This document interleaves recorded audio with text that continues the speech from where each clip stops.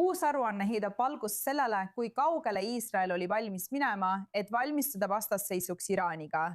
Sealhulgas väidetavalt ehitades mitte ühe, vaid 2 salajast sõjaväebaasi Iraagis enne eelmise aasta rünnakuid.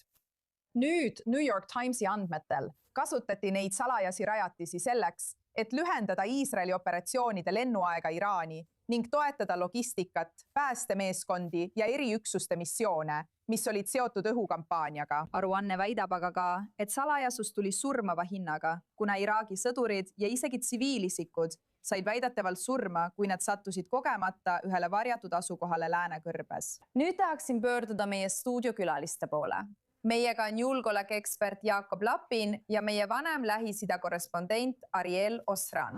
Nii et Ariel Osran, ma tahan kõigepealt sinu poole pöörduda. Palun räägi meile nende raportite üksikasjadest ja sellest, mida need väidetavate baaside kohta ütlevad. See põhineb Wall Street Journali algsel raportil, mis paigutab ühe Iisraeli salabaasi Iraagi kõrbes riigi lääneosas.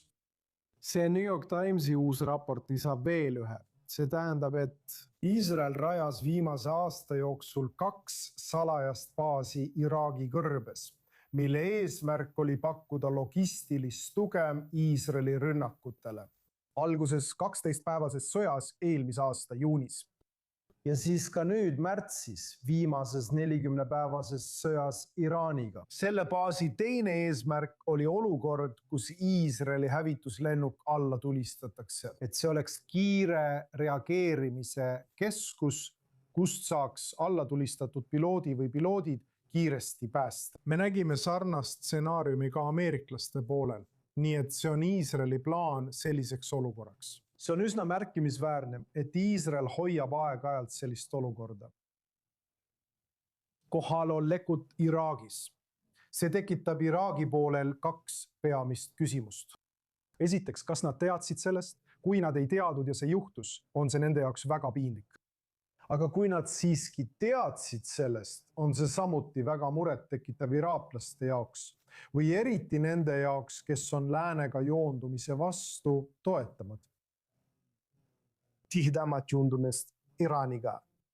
Samuti on mure, et Ameerika Ühendriigid püüdsid oma suhteid Iraagiga kasutada selleks, et tagada, et iraaklased ei läheks sinna lähedale. Aga ka selleks, et jätta mulje, nagu oleksid need Ameerika rajatised, mitte Iisraeli rajatised. Mis võiks samuti tekitada pingeid Bagdadi ja Washingtoni vahel. No loomulikult viib see järgmise küsimuseni. Nimelt, millist poliitilisi tagajärgi see võiks lõpuks Iraagi valitsusele avaldada, nii riigisiseselt kui ka piirkondlikult. Ilmselgelt nägime just neid uusi valimisi. Küsimus on selles, kas selline skandaal võiks lõpuks viia Iraaki Ameerika Ühendriikidest veelgi kaugemale. Või on Iraagi valitsus praegusel hetkel olukorras, kus ta peab sisuliselt leidma viisi, kuidas USA-ga läbi saada? Jah, vaata, aastaid on Bagdad kõndinud nööril, püüdes rahuldada läänt, peamiselt Ameerika Ühendriike, kuid jäädes samal ajal suuresti Iraani poolele. Iraagi relvajõud koosnevad peamiselt pro-iraaklastest, Iraani-meelsetest relvarühmitustest, mille laiali saatmist USA nõuab. Nüüd, mida me praegu näeme selle uue Iraagi valitsusega, mida juhib poliitiline tundmatu, kellel puudub mõjuvõim. Tegelikult tegi ta ühes oma hiljutises telesõnavõtus araabia keeles üle 80 vea, kuigi ta ise on araablane. Ja see toobki esile, kui kogenematu see mees on. Ja on tunda, et tema valitsus, mis juba kujuneb välja veelgi rohkem Iraani-meelsemaks kui eelmine, mida selles süüdistati. Nii et see ei aita Washingtonis meeli rahustada.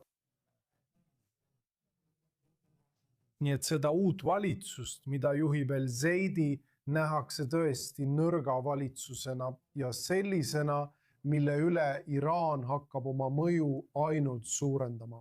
Ja nüüd jääb küsimus, kuidas Washington kavatseb selle kujuneva pettumusega, võib öelda Iraagi suhtes tegeleda ning murega, et hoolimata kogu rahalisest ja sõjalisest toetusest, mida Iraagile antakse, mängib see jätkuvalt Iraani kätte.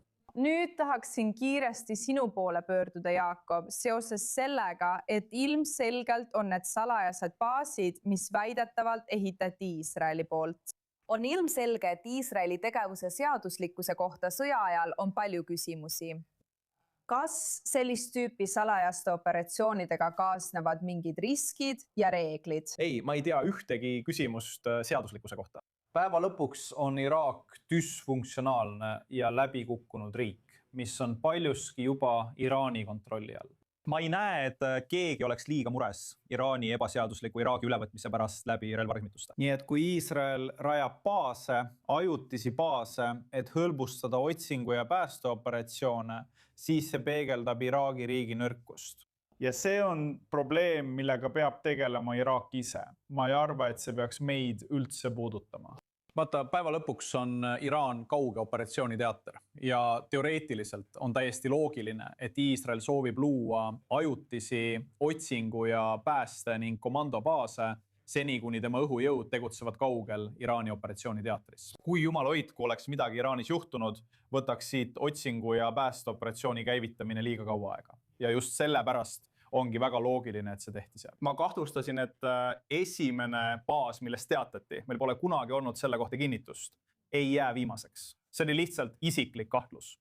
Ja nüüd on meil teateid veel ühest. Kui sa vaatad selle areeni suurust, siis see on loogiline. Hästi. Tahaksin teid mõlemaid tänada minu küsimustele vastamise eest. Me pöördume teie poole varsti tagasi.